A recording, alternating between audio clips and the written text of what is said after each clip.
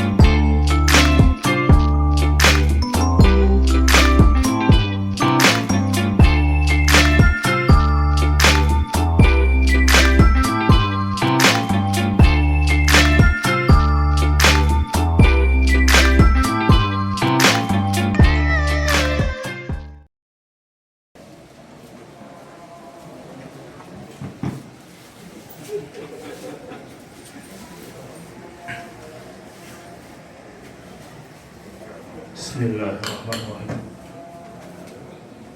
Assalamualaikum warahmatullahi wabarakatuh. Masjid As-Sofa rahimahullah. Pertama-tama, marilah tiada henti-hentinya kita 33 Hijrah 1443 kan? Nah, saya bilang 1443 Hijriah. Alhamdulillah. Bapak-bapak, ibu-ibu, dan anak-anakku jamaah Masjid As-Sofa rahimakumullah. Pada malam hari ini, karena awal ya, baru kita memulai lagi kegiatan ibadah saum Ramadan, insya Allah besok. Ada beberapa informasi yang ingin saya sharing kepada Bapak, Ibu, dan anak-anakku semuanya. Jadi mungkin dari awal sejak kita datang atau tiba di masjid ini, barangkali Bapak-Bapak dan Ibu-Ibu yang kebetulan mungkin belum pernah melihat secara jelas dan detail tampilan dari masjid kita ini sudah ada yang berubah. Begitu ya Bapak, Ibu semua ya. Alhamdulillah, inilah mungkin kita patut memanjatkan puji syukur dan alhamdulillah kepada Allah Subhanahu wa taala. Rangkaian kegiatan mempersiapkan dan menyiapkan Masjid As-Sofa menyambut bulan suci Ramadan telah terlaksana dengan baik. Yang telah berbaik hati menyumbangkan sebagian hartanya di jalan Allah untuk membangun Masjid As-Sofa. Semoga Allah membalas kebaikan Bapak, Ibu, saudara-saudara semuanya dengan yang lebih baik lagi. Amin, amin ya rabbal alamin. Tidak lupa wabil khusus juga ucapan kami sampaikan atau aturkan kepada tim renovasi masjid tahap 2 yang dipimpin Bapak Samsul bersama rekan-rekannya di sini. Di antaranya kami men-share kembali, barangkali ada yang belum tahu. Jadi dalam kegiatan Ramadan Masjid As-Sofa 1443 Hijriah ini, Ketua Panitia Ramadannya adalah Bapak Ustadz Marzuki. Nah itu beliau. Coba ya. Pak Marzuki. Kemudian Wakil Ketua Panitianya adalah Bapak Ustadz Muhammad Akita Indianto. Nah ini beliau ada di depan juga. Ya. Kemudian bendaharanya masih dirangkap oleh Bapak Ustadz Wahyunal Johan, sekaligus bendahara BKM. Kemudian program kegiatan yang kita laksanakan, insya Allah selama 1 bulan penuh ini, ya. Yang pertama adalah sholat tarawih setiap malam pada sholat kegiatan tadarus Al-Quran. Mari Bapak dan adik-adik serta anak-anak remaja, putra yang berkesempatan untuk bisa memanfaatkan waktu di bulan suci Ramadan ini, kita bersama-sama melaksanakan tadarus di masjid kita yang tercinta ini. Dan ini masih dipandu sepenuhnya oleh Ibu Erna Bambang dan Ibu Niar Tulik. Selanjutnya kegiatan Riyadhus Shalihin.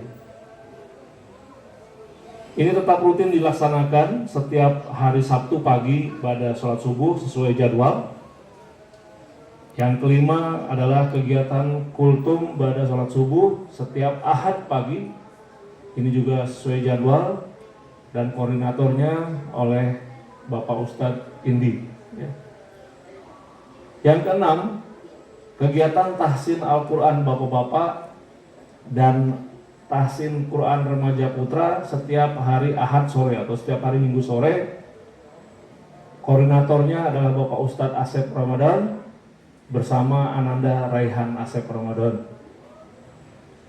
Adapun untuk kegiatan tahsin Al-Quran ibu-ibu atau pengajian ibu-ibu, ini dilaksanakan setiap Senin pagi dan hari Kamis. Al-Quran Remaja Putri ini dilaksanakan setiap hari Sabtu sore.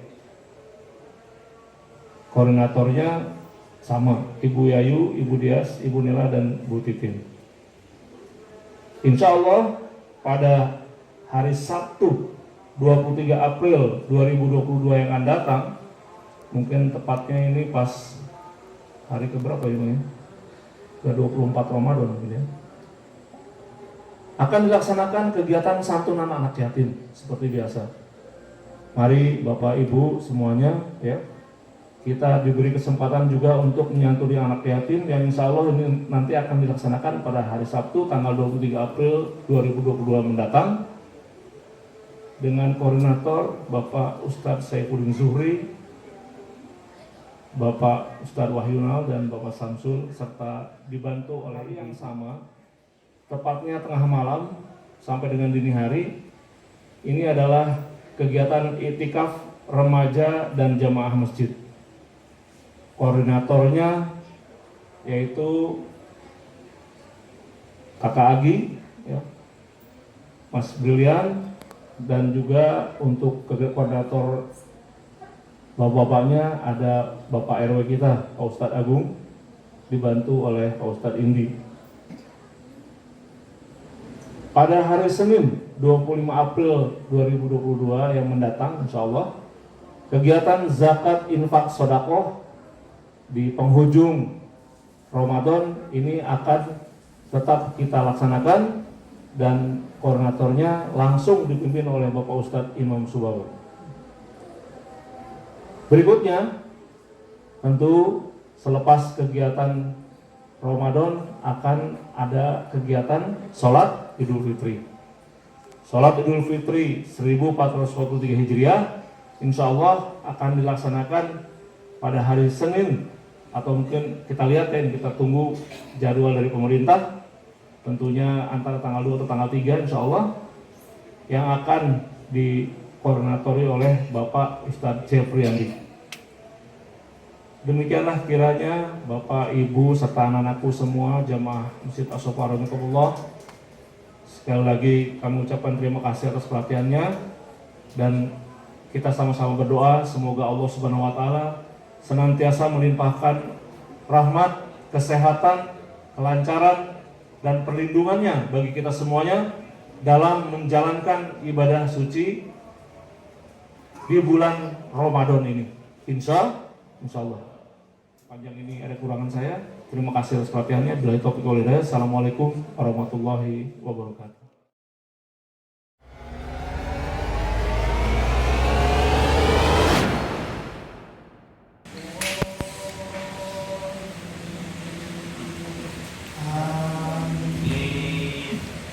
Ini anak-anak mau duluan.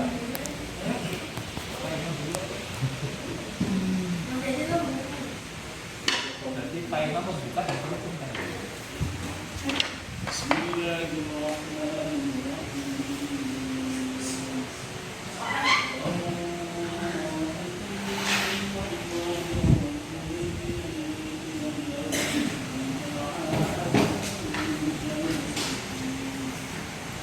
فسيحوا في الأرض أربعة أشهر واعلموا أنكم غير معجز الله وأن الله بما يعلمون كيف يكون للمشركين عهد عند الله وعند رسوله الله الذين جاهدوا منكم ولم يتخذوا من دون الله ولا رسوله ولا مؤمنين ومحابا من دون الله ونحو المسيح ابن مريم وما أمروا إلا ليعبدوا إلها واحدا لا إله إلا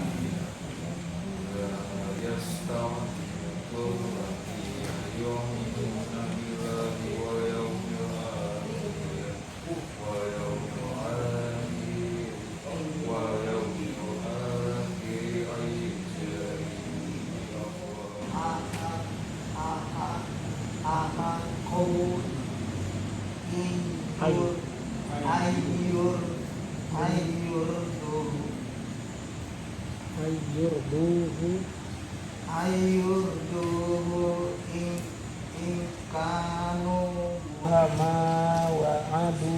wa'aduhu wa bima kanu yakzibun alam ya'lamu anna allaha ya'lamu sirrahum wa najwahum wa anna allaha allamul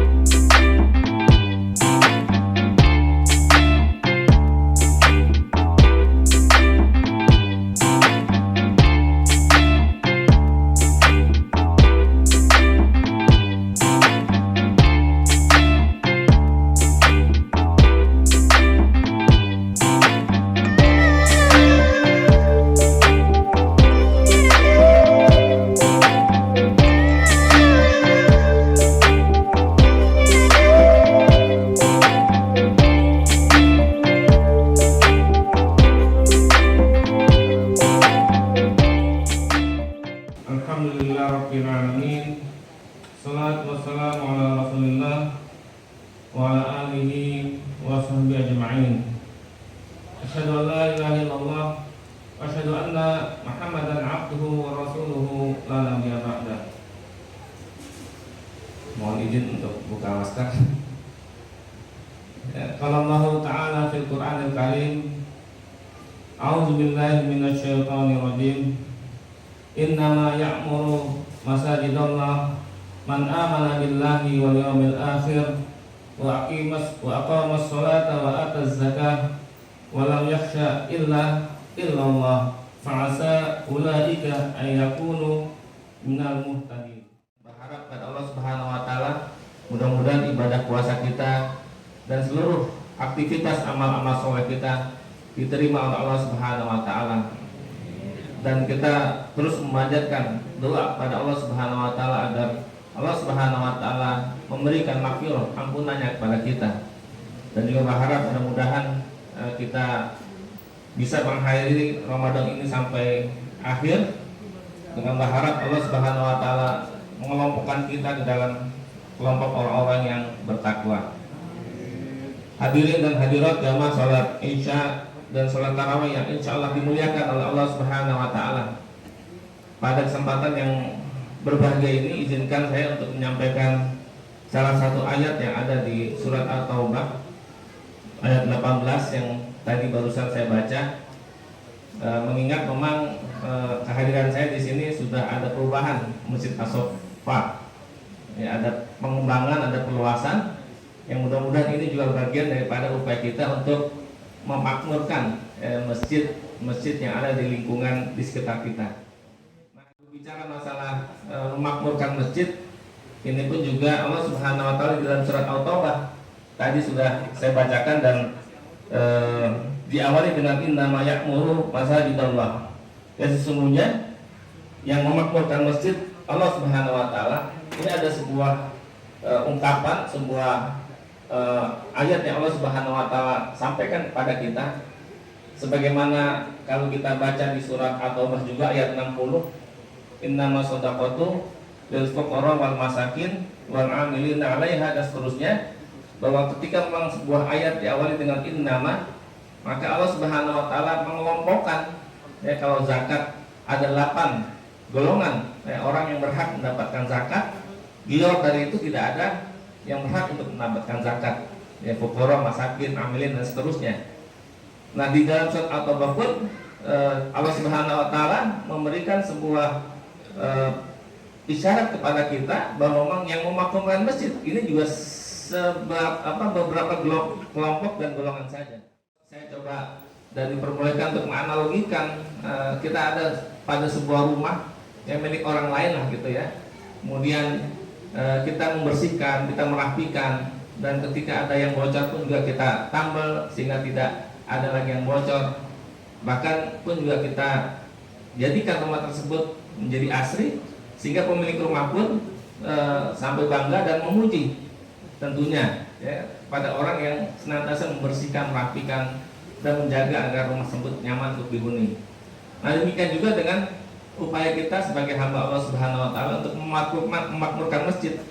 Bagaimana kita memakmurkan masjid agar Allah Subhanahu wa taala memberikan pujian kepada kita, terlebih kita di dalam bulan suci Ramadan, ya. Sehingga mudah-mudahan kita harapkan perumahan Puri Anggrek dengan warga dan masyarakat ini bisa guyup agar Masjid As-Sofa ini bisa terus makmur, bisa terus dihiasi oleh berbagai macam kegiatan, ya, termasuk juga pembangunan yang memang sudah dikerjakan oleh panitia pembangunan. Tentunya harapan ini juga bagian daripada upaya kita untuk memakmurkan masjid. Jadi orang-orang yang beriman dan meyakini akan adanya hari akhir. Jadi orang-orang yang beriman dan yang memiliki orientasi terhadap akhirat, kira-kira seperti itu.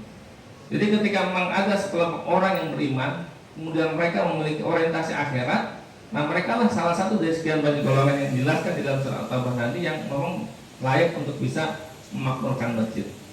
Jadi bukan orang-orang yang merasa sudah beriman saja yang memang bisa memakmurkan masjid, tapi bagaimana mindset harapan kita agar memakmurkan masjid itulah bagian daripada upaya kita untuk bisa meningkatkan imunitas kita terkait dengan keimanan kita, untuk bisa memberikan spirit, vitamin pada dalam keimanan kita seperti itu. Jadi bukan dikhususkan buat orang-orang beriman saja, tapi bagaimana memang kita bersama-sama dengan seluruh warga dan masyarakat yang tergabung dalam perumahan bersama dengan pengurus masjid untuk bisa memakmurkan masjid dengan harapan kehadiran kita dalam rangka memakmurkan masjid bisa meningkatkan keimanan kita, ketakwaan kita, rasa dekat diri kita kepada Allah Subhanahu wa taala. Masalah memakmurkan masjid juga berbicara masalah kepanitiaan saja, pembangunan saja, tapi juga seluruh kegiatan-kegiatan yang memang ada di masjid tersebut. Dan saya yakin juga di Masjid As-Sofa ini ada guru-guru TPA ya, guru-guru tamat pendidikan Al-Quran ya, yang bisa memberikan pelajaran kepada anak-anak di warga Puri Anggrek barangkali seperti itu. Dan tentunya ini juga orientasinya akhirat. Coba kalau Bapak Ibu hadirat sekalian, jamaah sholat Isya dan sholat tarawih yang insya Allah dimulakan Allah Subhanahu wa taala. Kalau mereka para guru lekar, mereka yang memang punya inisiatif keinginan untuk mendidik anak-anak warga di sekitarnya agar bisa mengenal huruf hijaiyah, juga bisa membaca Quran dan bisa menghafalkan. Mereka tentunya di awal tidak menuntut ada sebuah insentif ya, sebuah gaji ataupun harapan yang memang bisa diberikan rutin kepada pengurus masjid kepada mereka. Tapi niat mereka dan orientasi mereka terhadap akhirat itulah yang mudah-mudahan menjadi sebuah bekal kelak nanti insya Allah di hari akhir kelak. Jadi hadis riwayat ada sebuah hadis yang sudah kita dengar ya, Abu Hurairah radhiyallahu anhu berkata bahwa Rasulullah SAW itu berkata bahwa setiap kita akan meninggal dan terputus semua amalan-amalan kecuali 3 hal ya, anak yang soleh, ilmu yang bermanfaat dan amal jariah. Yang mudah-mudahan para generasi muda, remaja yang ingin dan berniat untuk bisa saling berbagi ilmu agar adik-adiknya bisa membaca dan bisa menghafal Al-Quran, ini juga sebagai sebuah investasi akhirat. Wa sholat wa zakah. Jadilah mereka yang melaksanakan sholat dan mengeluarkan zakat. Jadi hadirin hadirat jamaah sholat Isya dan sholat tarawih insya Allah dimuliakan Allah Subhanahu wa taala. Setelah tadi kita menerjemahkan bahwa ada sebuah ajakan ya, kepada kita untuk tergabung dalam sebuah kegiatan yang bisa memakmurkan masjid agar kita merasa terasah iman kita, agar kita merasa terus dekat pada Allah Subhanahu wa taala, dan juga orientasi akhirat juga adalah mereka-mereka yang memang berkeinginan untuk melaksanakan sholat berjamaah di masjid. Ini sebuah kriteria. Gak mungkin kita bisa memakmurkan masjid manakala memang kita tidak keinginan dan tidak punya sebuah obsesi besar untuk bisa ikut bersama-sama jamaah melaksanakan sholat rawatib secara berjamaah misalnya seperti itu. Ya, jadi aku mau sholat tawat zakah. Jadi mereka-mereka yang memang sudah memiliki sebuah obsesi akhirat agar bagaimana untuk bisa memperbanyak pundi-pundi kebaikan. Kegiatan memakmurkan masjid tentu tidak terlepas dari sebuah biaya yang memang dibutuhkan. Jadi waktu sholat atau zakat, jadi mereka yang mendirikan sholat dan membayarkan zakat. Jadi tadi saya ketika masuk masjid kata Pak Agung ini belum lunas, dan saya yakin insya Allah tidak ada masjid yang utang. Ya, jadi insya Allah ketika kita ingin membangun masjid dari sisi kegiatan juga fisiknya, ketika ini sudah megah, tidak ada masjid yang tertinggal hutangnya. Insya Allah dalam saat tertentu ini akan lunas, dan ini adalah sebuah bagian daripada investasi kita untuk akhirat kelak. Ya, manakala kita dipanggil oleh Allah Subhanahu wa taala, maka ini adalah amal jariah, termasuk juga ilmu yang bermanfaat yang kita bisa berikan kepada warga dan masyarakat seperti itu. Itu saja barangkali yang ingin saya sampaikan pada kesempatan singkat untuk tarawih kali ini.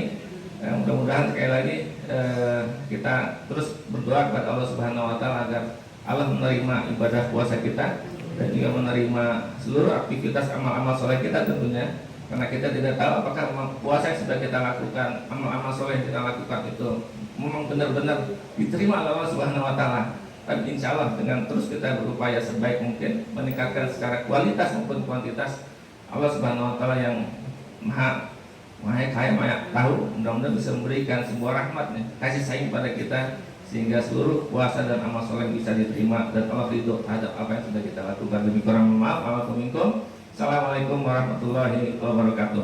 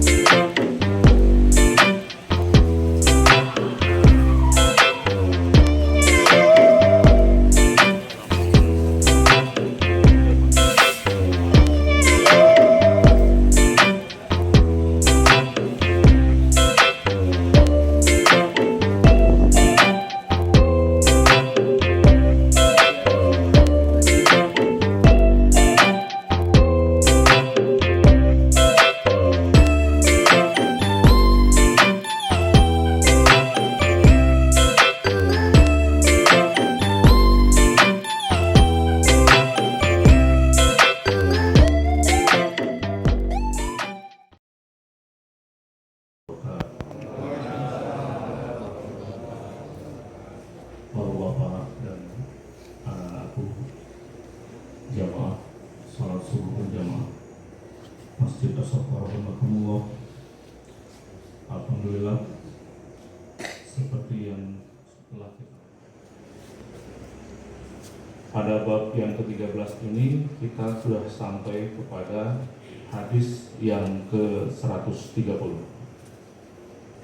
Namun sebelum saya membacakan kitab Riyadhus Shalihin ini, saya akan kembali sampaikan daftar nama-nama yang akan bertugas dalam membacakan kultum setiap Ahad pagi. Untuk pembacaan kultum pada Ahad pagi dari Abu Hurairah radhiyallahu anhu, dia berkata, Rasulullah sallallahu alaihi wasallam bersabda, barang siapa wudu, dia menyempurnakan wudunya, kemudian menghadiri Jumat, lalu dia mendengarkan dan diam, maka diampuni untuknya dosa-dosa yang ada antara Jumat yang lalu ditambah 3 hari. Dan barang siapa mempermainkan kerikil, termasuk tasbih kalau sekarang katanya gitu ya, maka dia telah lago atau sia-sia Jumatnya. Hadis riwayat Muslim.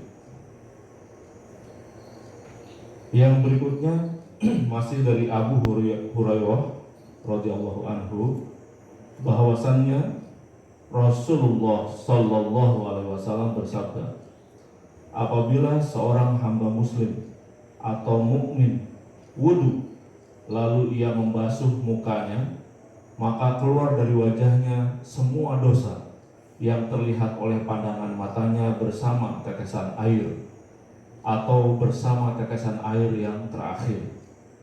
Apabila ia membasuh kedua tangannya, maka keluar dari kedua tangannya semua dosa yang dikerjakan oleh kedua tangannya bersama tetesan air atau bersama tetesan air yang terakhir, hingga keluar bersih dari dosa-dosa. Dan apabila dia membasuh kedua kakinya, maka keluarlah semua dosa yang dikerjakan oleh kedua kakinya bersama siraman air atau bersama tetesan terakhir, hingga keluar bersih darinya dosa-dosa. Hadis yang ke-132 masih dari Abu Hurairah radhiyallahu anhu, dari Rasulullah sallallahu alaihi wasallam, beliau bersabda, salat 5 waktu, Jumat ke Jumat dan Ramadan ke Ramadan adalah menjadi penebus bagi dosa-dosa yang terjadi di antara semua, apabila dosa-dosa besar dijauhi. Hadis riwayat Muslim. Hadis yang ke-100 dari Abu Hurairah radhiyallahu anhu, dia berkata, Rasulullah sallallahu alaihi wasallam bersabda, maukah aku tunjukkan kepadamu hal-hal yang dengannya Allah menghapuskan dosa dan mengangkat derajat? Mereka menjawab, tentu ya Rasulullah. Beliau bersabda, menyempurnakan wudu di masa-masa sulit dan banyak melangkah menuju masjid dan menunggu sholat setelah sholat yang demikian itu adalah ribat, atau dimaksudkan di sini adalah ribat asalnya bertugas di front pertempuran, kemudian amal-amal soleh dan ibadah tadi diserupakan dengannya. Artinya tugas di medan pertempuran ya disamakan dengan menunggu saat-saat sholat, menunggu di masjid. Tentu ini akan menjadi sebuah keutamaan apabila kita dengan ikhlas mengerjakannya. Hadis yang ke-134 dari Abu Musa al-Ash'ari radhiyallahu anhu, dia berkata, Rasulullah sallallahu alaihi wasallam bersabda, barang siapa sholat subuh dan asar, dia masuk surga. Hadis riwayat Bukhari Muslim. Yarzu'u artinya menguranginya. Dari Jabir radhiyallahu anhu, dia berkata, Banu Salimah ingin berpindah rumah dekat masjid. Tatkala Rasulullah Shallallahu Alaihi Wasallam mendengar keinginan itu, beliau bersabda, "Saya dengar kabar bahwa kamu ingin pindah dekat dengan masjid." Jawab mereka, "Benar ya Rasulullah, kami bermaksud demikian." Maka beliau bersabda, "Bani Salimah, tetaplah kamu di kampungmu, niscaya tercatat bagimu langkah-langkah kakimu." Hadis riwayat Muslim. Dalam satu riwayat, sesungguhnya pada setiap langkah ada peningkatan 1 derajat. Hadis riwayat Muslim. Demikianlah pembacaan kitab Riyadhus Shalihin pada pagi hari ini. Semoga bermanfaat kepada jamaah seluruhnya. Billahi taufiq wal hidayah. Assalamualaikum warahmatullahi wabarakatuh.